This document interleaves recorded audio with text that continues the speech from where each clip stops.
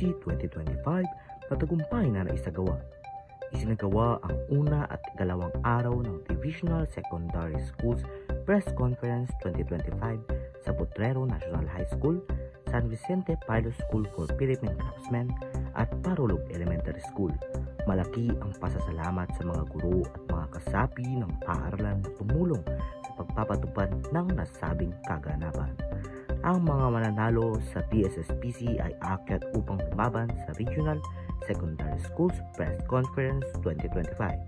Sa unang araw ng kompetisyon, nagwagi si Siren Suyom ng ika-8 gantimpala sa Science and Picture Writing. Ginanap ang panipalak sa San Vicente Pilot School for Philippine Craftsmen nitong ika-4 ng Pebrero. Samantala, sa ikalawang araw naman ng kompetisyon, nagkamit ng pangkalahatang ikalawang gantimpala ang TV Broadcasting English.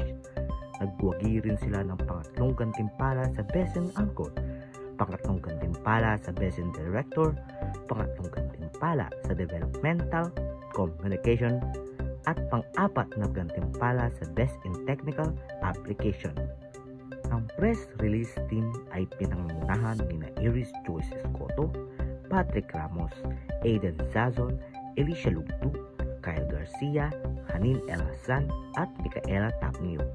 Ginanap ang patimpalak sa Potrero National High School noong ika-5 ng Pebrero. Isang malugot na pagbati sa mga nanalo sa Divisional Secondary Schools Press Conference 2025. Mula sa pahayagang nagmumulat at nag-uulat ng dalisay na balita, hatid sa inyo ni Edric Mark Figuracion, balitang maaasahan, balitang artisano.